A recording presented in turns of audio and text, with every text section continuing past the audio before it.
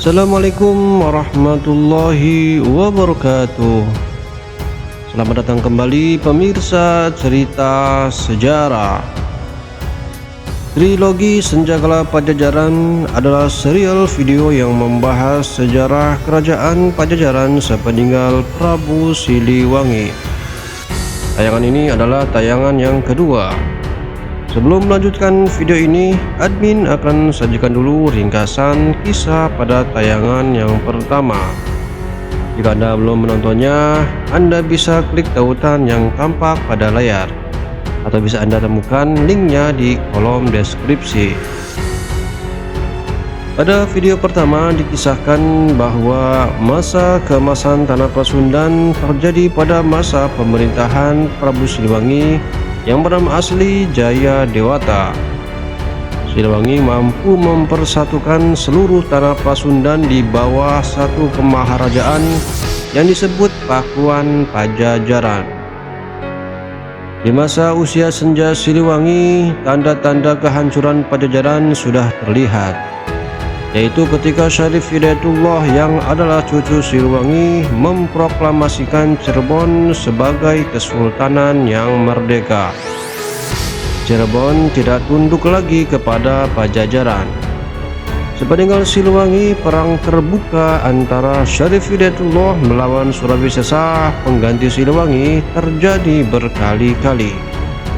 Dalam 5 tahun, Surawi Sesa menghadapi 15 kali peperangan melawan Cirebon.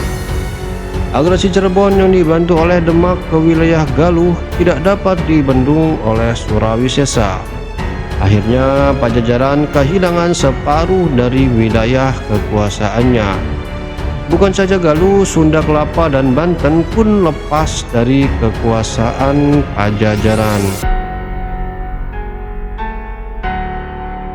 Akhirnya pada tahun 1530 sampai 1596 terjadi perjanjian damai antara Cirebon dan Pajajaran.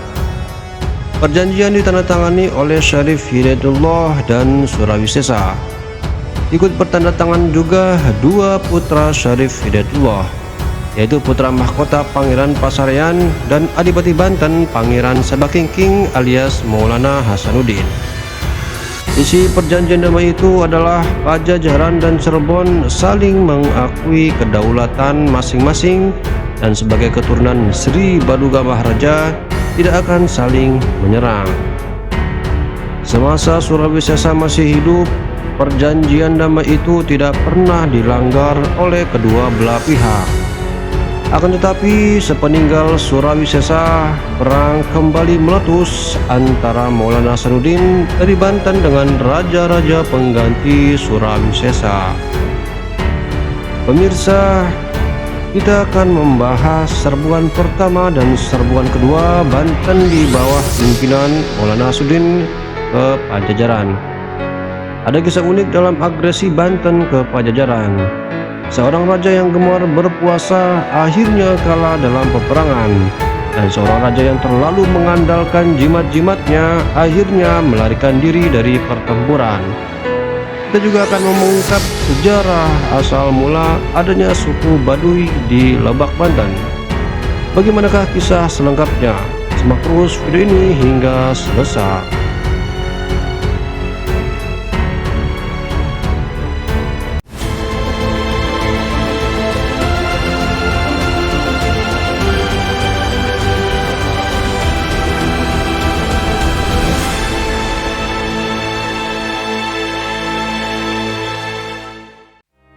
Pada masa Siliwangi, Banten adalah sebuah kadipaten yang menjadi bawahan Pajajaran. Siliwangi menempatkan Sang Sorosowan sebagai penguasa di Banten dengan pangkat adipati. Sang Sorosowan adalah putra Siliwangi dari perkawinannya dengan Kentring Manik Mayang Sunda. Sang Sorosowan tidak lain adalah adik seayah dan seibu dengan Surawi Sesa. Tidak seperti Siliwangi dan Surawi Sesa yang protektif terhadap pengaruh Islam, Sang Sorosowan sangat lunak terhadap penyebaran agama Islam di wilayah kekuasaannya. Bahkan ia mengawinkan putrinya Nyimas Kaunganten dengan Syarif Hidayatullah Sultan Cirebon yang disebut juga dengan julukan Sunan Gunung Jati. Dari perkawinan Nyimas Kaunganten dengan Syarif Hidayatullah lahirlah dua anak, yaitu Ratu Winaon dan Maulana Hasanuddin alias Pangeran Sabakingking. Jadi Sultan Hasanuddin tidak lain adalah anak Sunan Gunung Jati, cucu Sang Sorsowan dan buyut Siliwangi. Ketika Sang Sorsowan meninggal, tahta Banten dilanjutkan anaknya yang bernama Pangeran Arya Surya Jaya. Pangeran Arya Surya Jaya kemudian dikenal juga dengan julukan Prabu Pucuk Umun. Sebagai catatan, Prabu Pucuk Umun yang ini adalah orang yang berbeda dengan Ratu Pucuk Umun dari Pandeglang. Pada video berikutnya kita akan menyinggung nama Ratu Pucuk Umun dari Pandeglang berkaitan dengan silsilah Prabu Gesan Ulun yang akan muncul pada akhir video ketiga. Baik, kita lanjutkan ceritanya. Maulana Hasanuddin merebut tahta Banten dari pamannya Prabu Pucuk Umun dan kemudian menduduki keraton Sorsowan di Banten. Prabu Pucuk Umun kemudian menyingkir ke daerah Lebak. Prabu Pucuk Umun diikuti oleh sebagian rakyat dan para abdinya yang setia, tetapi sebagian lagi memilih untuk tetap tinggal di Banten. Para abdi keraton yang memilih tetap tinggal harus meninggalkan agama lama mereka dan memeluk agama Islam. Islamisasi Banten kemudian berjalan sangat cepat. Rakyat yang memilih tetap tinggal di Banten kemudian juga beralih memeluk Islam. Sementara itu, Prabu Pucuk Umun bersama para pengikutnya yang menyingkir ke pegunungan di Lebak tetap mempertahankan agama lama mereka, yaitu agama Hindu Sunda atau yang lebih dikenal dengan sebutan Sunda Wiwitan. Komunitas mereka inilah yang sekarang kita kenal sebagai suku Baduy. Peristiwa pengambil alihan Banten dari Pucuk Umun oleh Hasanuddin terjadi masa perang 5 tahun antara Syarif Hidayatullah melawan Surawisesa. Beralihnya keraton Sorsowan dari Pucuk Umun ke Hasanuddin menjadi bagian dari kekalahan Surawisesa. Di bawah penguasaan Maulana Hasanuddin, Banten tidak lagi menginduk ke Pajajaran melainkan ke Cirebon. Dalam perjanjian damai antara Syarif Hidayatullah dengan Surawisesa, Hasanuddin sebagai penguasa Banten ikut menandatangani. Setelah menandatanganan perjanjian damai pada tahun 1533, peperangan benar-benar berhenti. Pada tahun 1533, tepat pada saat upacara Seradah atau 12 tahun wafatnya Siliwangi, Surawisesa membuat prasasti untuk mengenang ayahandanya. Prasasti itu sekarang dikenal dengan nama Prasasti Batu Tulis. 2 tahun setelah upacara mengenang wafatnya Siliwangi, Surawisesa kemudian mangkat, tepatnya tahun 1535. Setelah berkuasa 14 tahun lamanya, Surawisesa digantikan oleh putranya Dewata Buana Wisesa yang kemudian lebih terkenal dengan julukan Prabu Dewata atau Ratu Dewata. Kita cerita Parahyangan mengenang Surawisesa sebagai seorang kesatria yang gagah berani, tetapi tidak dengan Prabu Dewata. Cerita Parahyangan mengisahkan bahwa Prabu Dewata sebagai seorang raja terlalu alim. Dikisahkan Prabu Dewata gemar berpuasa dan bersamadi sehingga melalikan tugasnya pemimpin negara. Ia terlalu sibuk dengan hal-hal rohani hingga lupa memikirkan urusan pemerintahan. Seorang raja boleh saja menjalani hidup seperti itu, tetapi harus meletakkan mahkotanya terlebih dahulu kemudian menyerahkan kepada penggantinya, seperti yang dilakukan oleh kakek buyutnya, Prabu Susuk Tunggal. Dengan demikian, urusan membangun negara dan mensejahterakan rakyat tidak terabaikan. Ia juga tidak lagi merekrut prajurit dan melatih formasi perang para prajuritnya, seperti halnya yang sering dilakukan oleh Surabaya dan Siliwangi. Mungkin Prabu Dewata terlalu percaya diri dengan adanya perjanjian damai antara Cirebon dan Pajajaran, sehingga ia tidak pernah berpikir bahwa perjanjian itu bisa saja ada yang melanggar. Untungnya ia masih memiliki banyak punggawa kerajaan yang setia dan berpengalaman yang telah mengabdi kerajaan sejak masa Surawisesa berkuasa. Ia juga mewarisi angkatan perang yang tangguh dan telah berpengalaman di medan peperangan semasa pemerintahan ayahnya. Sementara itu, Maulana Hasanuddin diam-diam telah sejak lama mempersiapkan pasukan untuk menggempur Pajajaran. Ia tidak lagi peduli dengan perjanjian damai antara Cirebon dan Pajajaran. Ia menyusupkan pasukannya ke Pakuan secara senyap. Setelah seluruh pasukannya tiba di Pakuan, Maulana Hasanuddin melakukan serangan secara tiba-tiba. Tidak pernah menduga akan datangnya serangan mendadak, pasukan Pajajaran tidak siap menghadapi musuh. Pertempuran dahsyat pun terjadi. Pasukan Pajajaran berusaha menahan serangan pasukan Banten dengan sangat susah payah. Kedua belah pihak bertempur dengan gagah berani. Pasukan Banten berhasil memukul mundur pasukan Pajajaran, yang akhirnya pasukan Pajajaran hanya bisa bertahan di dalam benteng istana. Dengan sekuat tenaga, pasukan Banten mencoba menembus benteng pertahanan untuk menduduki istana, namun sia-sia. Selain dilindungi oleh tembok pertahanan yang kokoh, istana Pakuan juga dikelilingi parit penghalang yang tidak mudah untuk ditembus. Meskipun pasukan Pajajaran berhasil mempertahankan istana, tapi dalam serangan itu Pajajaran kehilangan dua panglima andalannya, yaitu Tohan Sarendet dan Tohan Sangyang, gugur dalam pertempuran itu. Gagal menembus pertahanan istana, Maulana Hasanuddin menarik pasukannya dari Pakuan, kemudian mengalihkan penyerangan ke wilayah utara. Maulana Hasanuddin berhasil merebut Sumedang dan Jayagiri. Dua wilayah itu kemudian jatuh ke dalam kekuasaan Banten. Kitab Carita Parahyangan menganggap kekalahan Pajajaran dalam serangan pertama Banten itu karena rajanya terlalu banyak berpuasa dan bersemadi sehingga tidak menyadari musuh membangun kekuatannya secara diam-diam, serta melancarkan serangan secara mendadak. Karena itu, kitab Carita Parahyangan mengatakannya yatna sang kaburi haiwa tasira kabalik kekuasaan. Betul nggak ya bacanya?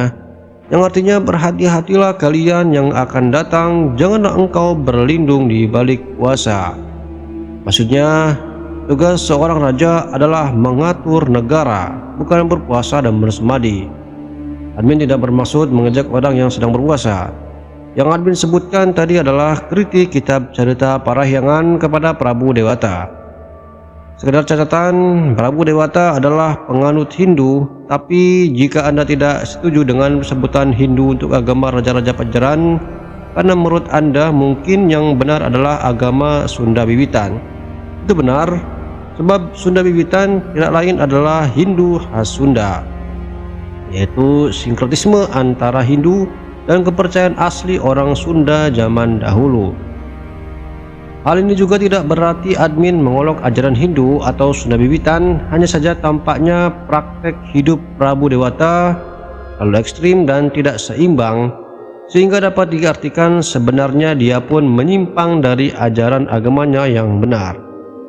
Bukankah semua agama mengajarkan keseimbangan hidup antara hal-hal yang rohani dan jasmani?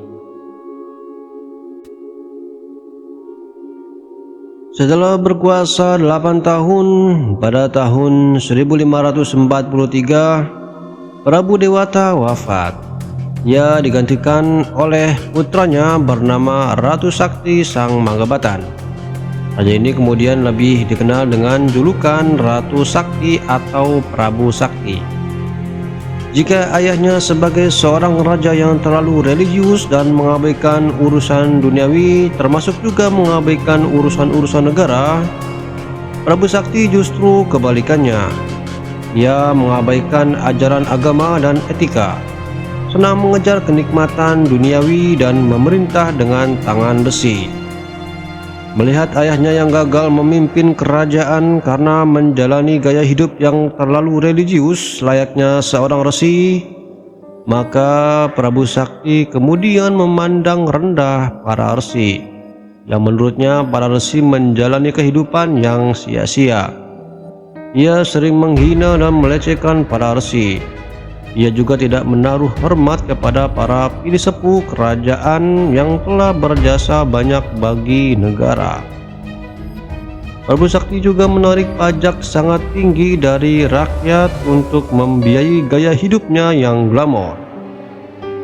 Harta benda dan tanah rakyat banyak dirampas oleh kerajaan atas perintahnya, dengan alasan demi kepentingan negara. Ayah Prabu Sakti, yaitu Prabu Dewata, adalah seorang vegetarian yang berpantang makan daging. Tapi Prabu Sakti kebalikannya, suka berpesta pora, bukan hanya gemar menyantap masakan daging, tapi juga gemar memangsa gadis-gadis yang masih segar. Ia akan mengambil untuk dikawini siapapun yang dilihatnya cantik dan menarik. Bukan hanya gadis-gadis, tunangan maupun istri orang pun dia tidak peduli. Bahkan kitab cerita parahyangan mengisahkan raja ini juga mengawini ibu tirinya, istri mendiang ayahnya. Tidak kurang-kurangnya para resi mengingatkan tindakan-tindakan buruk yang melanggar ajaran agama dan etika, tapi teguran-teguran para resi itu tidak membuat raja ini sadar. Justru sebaliknya membuatnya marah. Ia menghabisi para resi atau siapapun yang berani mengkritiknya. Banyak resi yang mengalami nasib buruk, yang tidak bisa dibunuh dibakar, yang tidak mempan dibakar dibuang ke laut. Demikianlah dikisahkan cerita parahyangan semasa pemerintahan Prabu Sakti. Kekacauan dan kelaparan banyak terjadi di Pajajaran. Rakyat mulai kehilangan simpati kepada rajanya. Diam-diam rakyat Pajajaran mengidolakan Sultan Banten dan Sultan Cirebon yang dipandangnya jauh lebih bijaksana. Kekacauan situasi yang terjadi di Pajajaran pada masa Prabu Sakti berkuasa sebenarnya bisa menjadi kesempatan yang baik bagi Cirebon maupun Banten untuk menggulung kerajaan itu. Tapi kesempatan baik itu tidak dapat dimanfaatkan oleh Cirebon maupun Banten, sebab sebagian pasukan Banten dan Cirebon sedang dikerahkan untuk membantu Sultan Trenggana dari Demak menyerang Pasuruan. Beratnya pertempuran di Pasuruan membuat Banten dan Cirebon pun harus berkonsentrasi penuh untuk mendukung sekutunya, yaitu Sultan Trenggana, untuk bisa memenangi pertempuran itu. Tapi akhirnya Sultan Trenggana sendiri tewas dalam pertempuran di Pasuruan pada tahun 1546, dan Pangeran Sedalapen Cirebon dan Banten sebagai sekutu Demak. Pasca tewasnya Sultan Trenggana, Demak dilanda konflik perebutan kekuasaan antara Sunan Pawoto dan Pangeran Sedalapen. Cirebon dan Banten sebagai sekutu Demak pun terseret dalam pusaran konflik internal Demak. Kesultanan Demak akhirnya runtuh karena konflik internal itu, dan keberadaannya kemudian digantikan oleh Kesultanan Pajang. Setelah terlibat dalam pusaran konflik internal di Kesultanan Demak, dan akhirnya Demak teramat dalam panggung sejarah, Banten dan Cirebon pun lemah. Banten dan Cirebon tidak lagi mempunyai sekutu sekuat Demak. Situasi ini sebenarnya sangat baik bagi Pajajaran jika ingin menyerbu dan merebut kembali Cirebon dan Banten.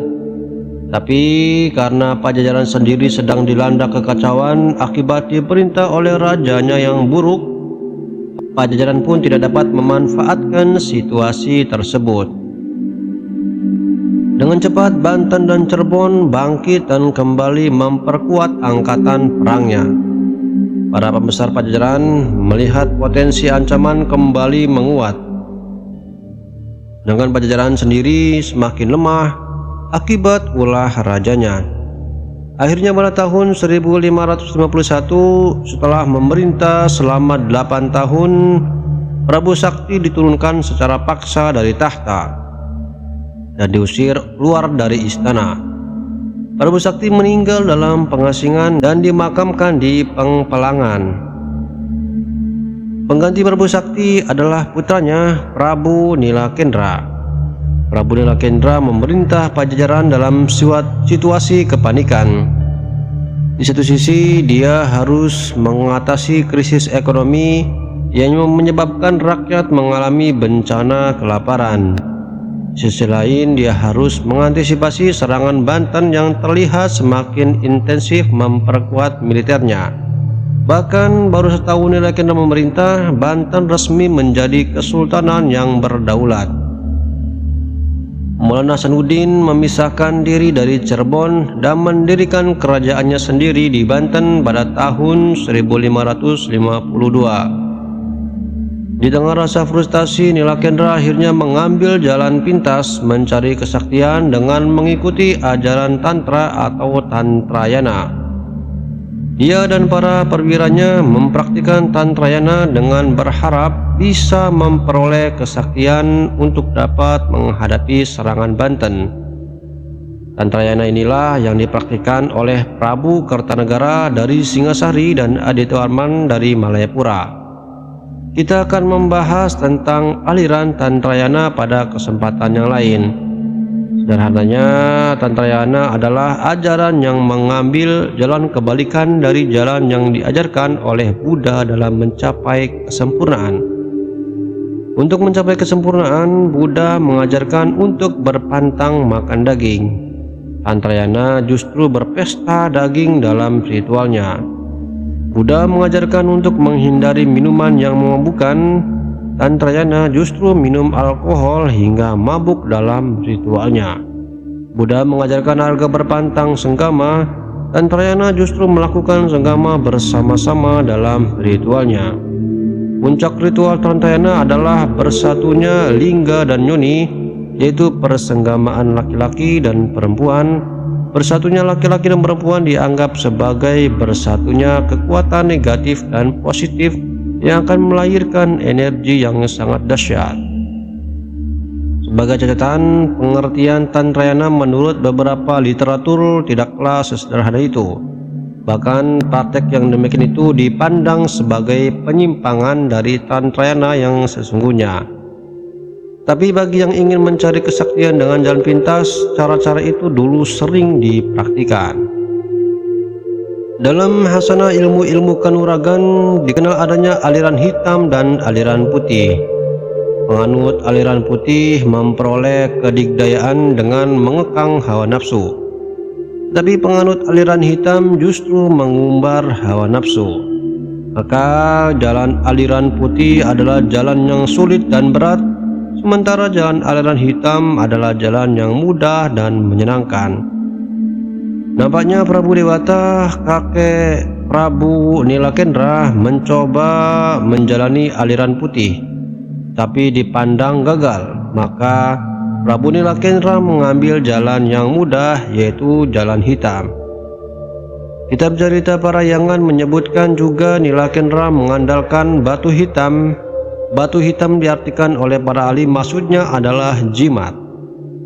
Pada masa Nilakendra, keadaan di istana Pakuan tidak lebih baik dari masa Prabu Sakti. Pada masa pemerintahan Prabu Sakti dan Prabu Nilakendra ini, cerita Parayangan menyebutkan Pajajaran memasuki masa Kali Yuga. Artinya Pajajaran sedang dalam era kegelapan, kemiskinan, penderitaan, dan kekacauan melanda rakyat-rakyat Pajajaran. Sementara para pejabat dan penguasanya hidup berpoya-poya, memerintah dengan semena-mena. Benar seperti yang diduga Nilakendra, cepat atau lambat Banten akan menyerang Pajajaran. Sultan Maulana Hasanuddin sekali lagi menggempur Pakuan. Target Hasanuddin kali ini adalah menembus benteng pertahanan istana. Meskipun tidak ada lagi bantuan dari Demak, tetapi Cirebon menyokongnya dengan bala tentara bantuan. Mengetahui besarnya bala tentara musuh yang menyerang, Nilakendra melarikan diri dari istana. Ia memasrahkan istana kepada para punggawa dan abdi setianya. Kitab Cerita Pakuan mengatakan, begitulah jika seorang raja terlalu mengandalkan jimat, akhirnya melarikan diri dari pertempuran. Sekalipun istana Pakuan digempur habis-habisan, tetapi pasukan Banten tidak berhasil menembus benteng pertahanan warisan Siliwangi itu. Sultan Hasanuddin menarik mundur pasukannya setelah gagal menguasai istana. Tetapi Nilakendra tidak pernah kembali lagi ke Pakuan. Nilakendra digantikan putranya Raga Mulya atau Surya Kencana. Pemirsa, kisah selanjutnya tidak kalah seru. Kita akan menyimak bagaimana serangan Banten yang ketiga kalinya ke Pajajaran di bawah pimpinan Sultan Maulana Yusuf. Tapi karena video ini sudah cukup panjang, Amin khawatir Anda akan bosan dan tidak akan menyimaknya sampai selesai. Maka Amin sudahi dulu video kali ini. Kita akan lanjutkan kisah-kisah terakhir riwayat Pajajaran pada masa Prabu Surya Kencana pada part ketiga atau pada video selanjutnya. Bagikan kepada sahabat dan keluarga Anda jika menurut Anda video ini berguna.